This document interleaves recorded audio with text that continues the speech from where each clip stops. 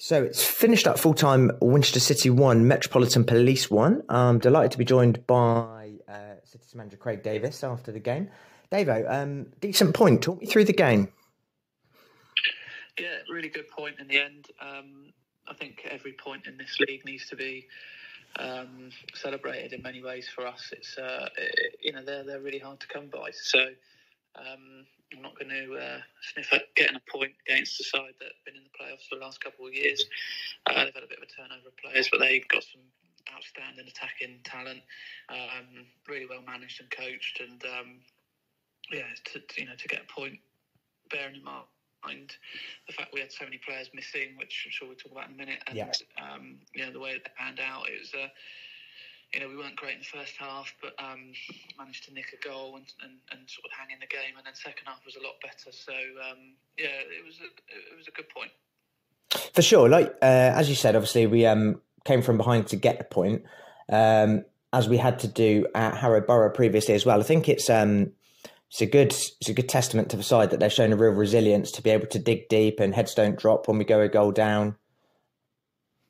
Yeah, no, absolutely. I think the fact that we've played 5 games now, come from behind in 3 of them to get something is a good trait to have, because when you're behind and you know that you've got the ability to get back in a game, it's, your heads don't drop too much. So not that we've ever been sort of the sort of side that does have that happen to us, but to have, to be able to have done that in the new league is a good thing.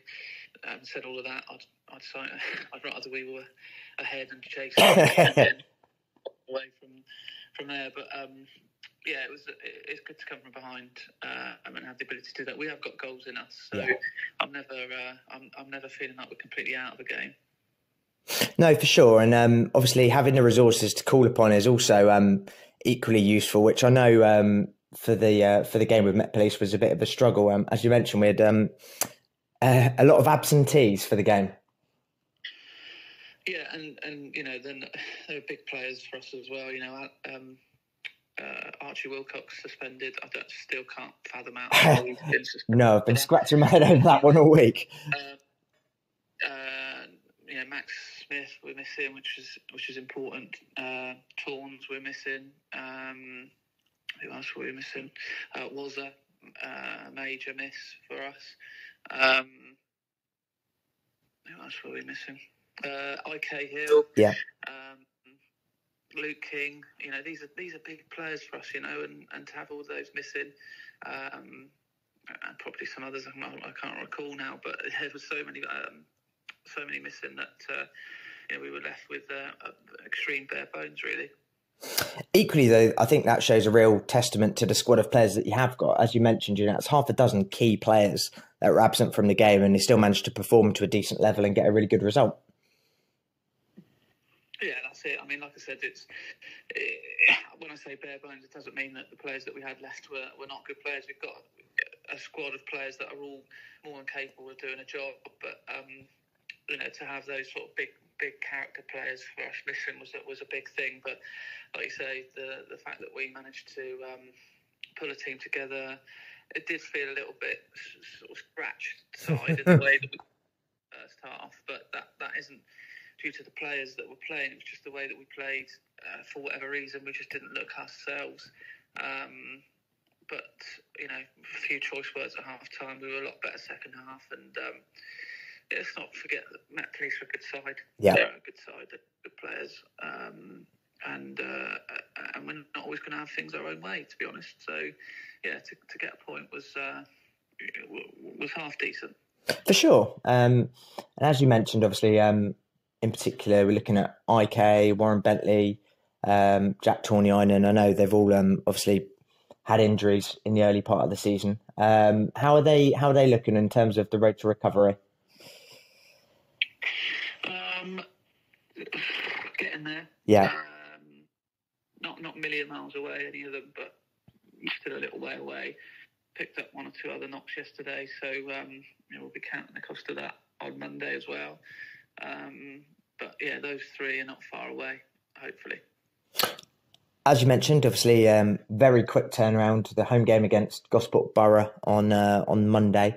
You mentioned a couple of lads that picked up knocks. We're hoping to have any players back in time for the game on Monday?